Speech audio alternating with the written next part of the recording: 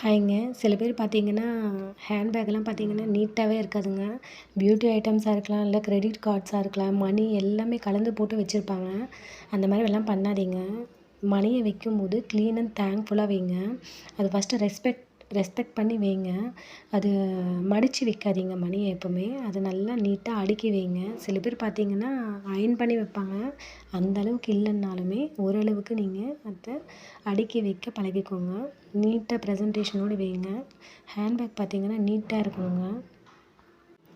இந்த மாதிரி நீங்கள் பண்ணும்போது கண்டிப்பாக மணி ஃப்ளோயிங் நிறைய இருக்குங்க. நான் சும்மா சொல்லலை. நீங்கள் கண்டிப்பாக ட்ரை பண்ணி பாருங்கள். நீங்கள் ட்ரை பண்ணும்போது அதை நோட் பண்ணுங்கள். ஃபஸ்ட்டு நீங்கள் மணி ஃப்ளோயிங் இருக்கா இல்லையான்னுட்டு நோட் பண்ணிகிட்டே வாங்க. நீங்கள் க்ளீனாக தேங்க்ஃபுல்லாக மணிக்கு இருக்கும்போதே அது நீங்கள் அதை ரெஸ்பெக்ட் பண்ணும்போது கண்டிப்பாக அது உங்களுக்கு ஃப்ளோயிங் கண்டிப்பாக கொடுக்குங்க. அதை நீங்கள் நோட் பண்ணுங்கள். அதே மாதிரி ஹேண்ட்பேக்குள்ளே நம்ம எது வைக்கிறோன்றது இல்லைங்க. ஹேண்ட்பேக் எங்கே வைக்கிறோன்றதும் ஒன்று இருக்குங்க. நீங்கள் ஹேண்ட்பேக்கை தூக்கி போட்டு அதை மதிக்காமலாம் வைக்காதீங்க. அதை நீட்டாக க்ளீனாக அடுக்கி வைங்க. இதனாலேயும் நீங்கள் மணி அட்ராக்ட் பண்ணலாங்க. இதுவும் நீங்கள் ஃபாலோ பண்ணி பாருங்கள். உங்களுக்கு நிறைய ஃப்ளோயிங் இருக்கும், மணி ஃப்ளோயிங் இருக்கும். அதே மாதிரி நீங்கள் சேலரியெல்லாம் வாங்குறீங்க இல்லைங்களா? சேலரி வாங்கின உடனேயே எல்லாருக்கும் ஒரு ஆர்வங்க. 1ஆந்தேதி சேலரி வாங்கினோன்னா அது 10ஆந்தேதிக்குள்ளே காலி ஆகிடுங்க. எல்லாருக்குமே ஃபினிஷிங் தான் அப்போ. அதனால நீங்கள் ஃபஸ்ட்டு சேலரி வாங்கின அன்னைக்கு ஃபஸ்ட்டு நீங்கள் இஎம்ஐ பில்ஸாக இருக்கட்டும், இல்லைன்னா எதனா கிரெடிட் கார்டு பில்ஸாக இருக்கட்டும் பே பண்ணாதீங்க. ஃபஸ்ட்டு எடுத்த உடனே பில்ஸ்க்காக நீங்கள் பே பண்ணாதீங்க.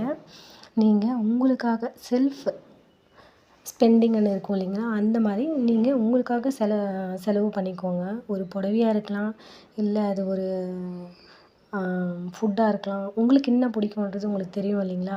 அதுக்காக நீங்கள் உங்கள் ஹாப்பினஸ்க்காக நீங்கள் அதை ஸ்பெண்ட் பண்ணுங்கள். உங்கள் குடும்பத்துக்காக நீங்கள் ஸ்பெண்ட் பண்ணுங்கள். மொத்தத்தில் அது ஒரு ஹாப்பினஸ்க்காக ஃபஸ்ட்டு வர மணியை நீங்கள் ஹாப்பினஸ்க்காக ஸ்பெண்ட் பண்ணும்போது, நீங்கள் ஹாப்பியாக இருக்கும்போது மணி ஃப்ளோயிங் நல்லா இருக்குங்க. அதே மாதிரி மணி யாருக்கான கொடுக்குறோம் இல்லைங்களா? அந்த மாதிரி டைமில் கூட நீங்கள் அதை ப்ளெஸ் பண்ணி கொடுங்க. இந்த மணி கொடுக்கணுமான்னு கொடுக்காதீங்க. ப்ளெஸ் பண்ணி இது கண்டிப்பாக எனக்கு அப்புறமா ரிட்டர்ன் வரும்னு நினச்சி கொடுங்க. அதே மாதிரி நம்ம கடைங்களுக்கெல்லாம் போவோம் இல்லைங்களா? அந்த மாதிரி போகும்போது கொடுங்க.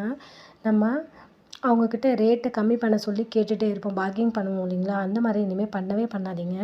கண்டிப்பாக நம்ம ஒருத்தர்கிட்ட நம்மளை ஏமாற விடாது யூனிவர்ஸு. ஒருவேளை நம்ம அந்த இடத்துல ஏமாந்துட்டாலும் அந்த மணி நம்மளுக்கு இன்னொரு இடத்துல யூனிவர்ஸ் கண்டிப்பாக கொடுத்துடுங்க.